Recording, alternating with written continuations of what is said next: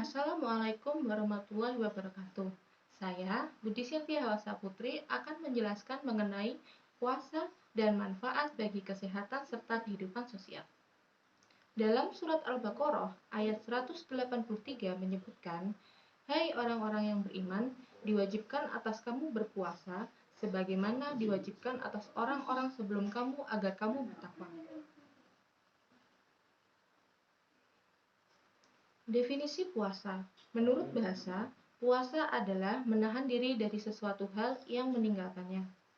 Lalu, menurut istilah, makna puasa adalah menahan diri dari hal-hal yang membatalkan puasa, seperti makan, minum, jima, dengan menyertakan niat yang dimulai dari terbitnya fajar hingga terbenamnya matahari. Syarat puasa. Syarat puasa yang pertama adalah beragama Islam. Yang kedua adalah balik atau sudah dewasa. Untuk laki-laki ditandai dengan sudah terjadinya mimpi basah, dan untuk perempuan yaitu sudah mengalami haid. Yang ketiga adalah mampu. Yang keempat, sehat. Orang yang sehat, dia wajib untuk berpuasa. Yang kelima adalah tidak sedang berpergian. Sedangkan rukun puasa, yang pertama adalah niat. Untuk berpuasa Ramadan, niat harus dilakukan sebelum melakukan puasa, yaitu pada malam hari. Biasanya untuk orang-orang yang ada di Indonesia, mereka melakukan niat setelah melakukan sholat tarawih. Untuk puasa sunnah yang lain bisa dilakukan sebelum melakukan puasa, waktu sahur, atau bahkan saat tengah hari. Yang penting mereka belum makan selama satu hari itu. Yang kedua adalah menahan diri dari segala sesuatu yang membatalkan puasa. Yang ketiga, menahan jima atau bersetubuh. Dan yang keempat, menahan diri dari muntah yang disengaja. Apa saja hal yang membatalkan puasa? Yang pertama adalah makan minum yang disengaja. Orang yang sedang berpuasa, dia tidak boleh makan dan minum yang disengaja karena hal itu dapat membatalkan puasa mereka. Yang kedua adalah muntah dengan sengaja. Ketika kita sedang berpuasa, kita tidak boleh merogoh-rogoh mulut untuk memuntahkan makanan kembali. Hal itu dapat membatalkan puasa. Yang ketiga adalah jima atau bersetubuh. Orang yang sedang berpuasa, dia tidak boleh melakukan jima atau bersetubuh di siang hari saat berpuasa. Kalau malam hari tidak masalah. Untuk orang yang melakukannya, dia harus melakukan puasa kafarat atau puasa mengganti puasa Ramadan selama 2 bulan penuh. Dan yang ketiga, memasukkan sesuatu ke dalam rongga tubuh, seperti mata, hidung, telinga, atau kemaluan. Misalkan kita memakai obat tetes mata, hal itu dapat membatalkan puasa. Atau kita membersihkan telinga, hal itu juga bisa membatalkan puasa. Yang kelima adalah haid dan nifas. Untuk wanita yang sedang haid, maka puasanya harus dibatalkan. Karena puasanya tidak akan boleh berjalan. Yang keenam adalah gila. Orang yang sedang tidak waras, dia juga membatalkan puasa. Yang ketujuh adalah murtad. Orang yang murtad, puasanya tidak dianggap oleh Allah. Dan yang kedelapan adalah melahirkan. Ibu yang melahirkan pada saat puasa Ramadan, puasanya harus dibatalkan pada saat itu juga. Yang menjadi perdebatan, apakah menelan air liur, berkumur, atau gosok gigi dapat membatalkan puasa? Untuk menelan air liur, jika air liur tersebut bersumber dari mulutnya dia sendiri, maka tidak apa-apa untuk menelan air liur. Tetapi jika kita mengumpulkan air liur dalam mulut lalu kita telan, maka hal itu bisa membatalkan puasa karena itu sengaja.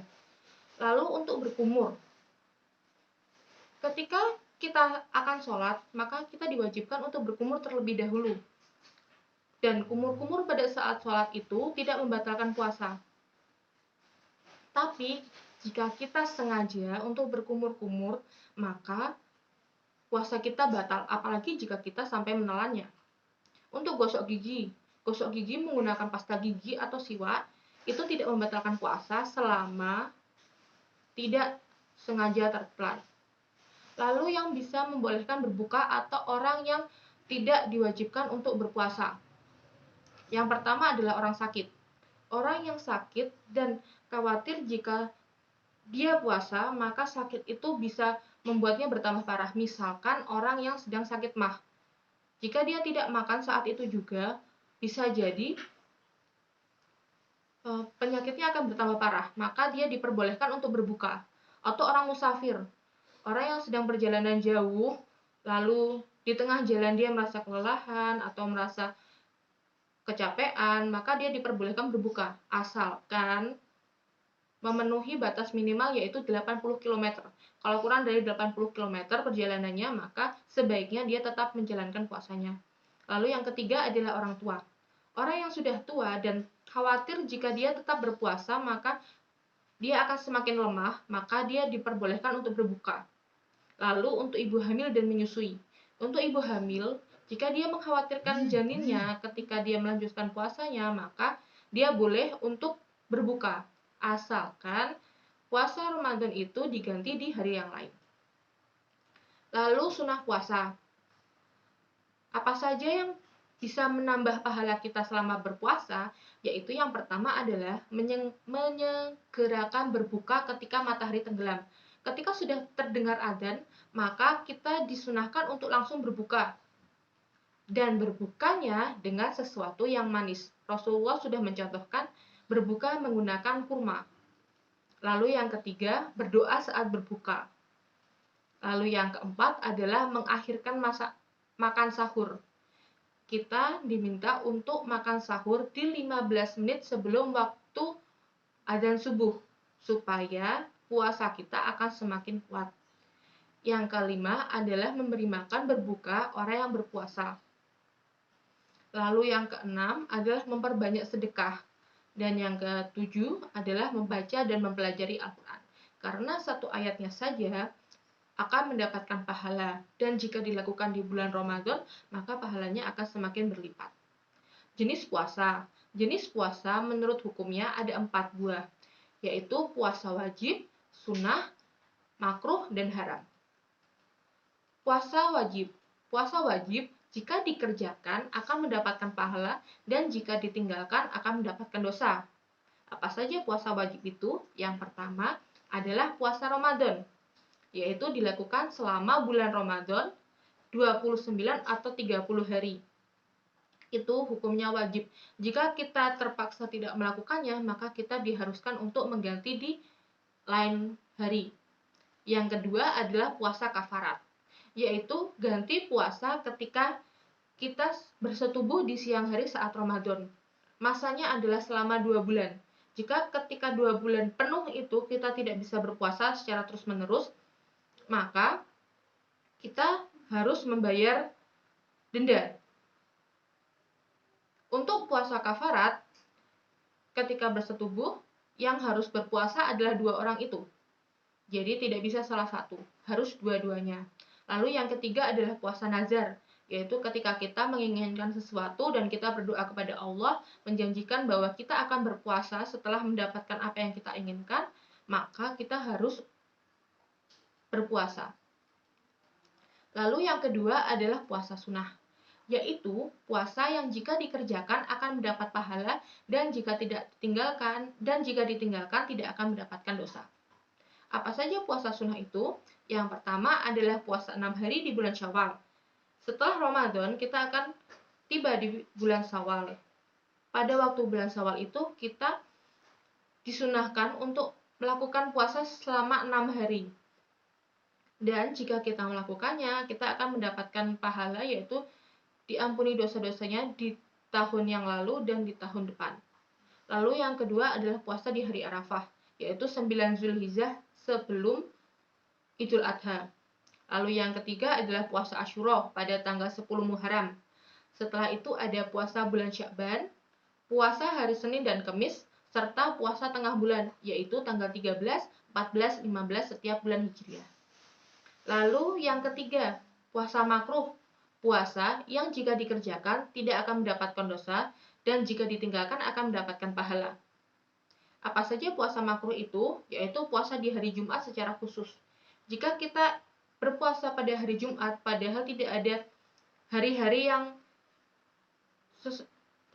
yang kita diwajibkan untuk berpuasa, misalkan Ramadan hari tanggal pertama jatuh di hari Jumat, atau puasa, misalkan puasa Arafah yang jatuh di hari Jumat, maka puasa itu lebih baik tidak dilakukan.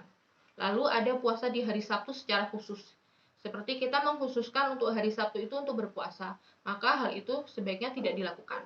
Serta puasa pada hari yang diragukan saat puasa Ramadan.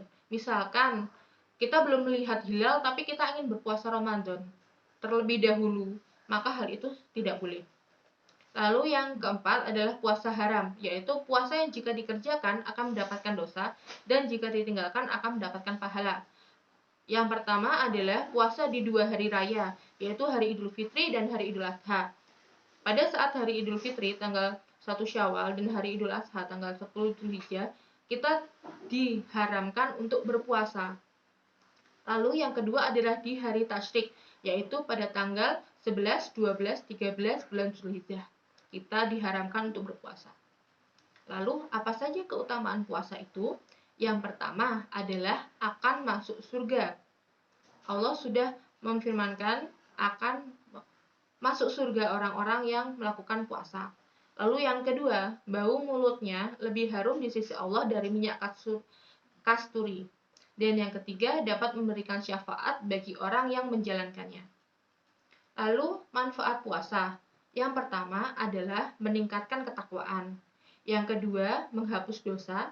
Yang ketiga, mengendalikan syahwat. Yang keempat, memperbanyak sedekah. Yang kelima, menyempurnakan ketaatan. Yang keenam, meningkatkan rasa syukur. Dan yang ketujuh, dapat mencegah dari perbuatan maksiat. Bagi kesehatan, puasa dapat membantu untuk memperbaiki kondisi kesehatan. Seperti misalkan ketika kita radang atau ketika sedang ada masalah tubuh, puasa dapat diobati dari itu. Lalu untuk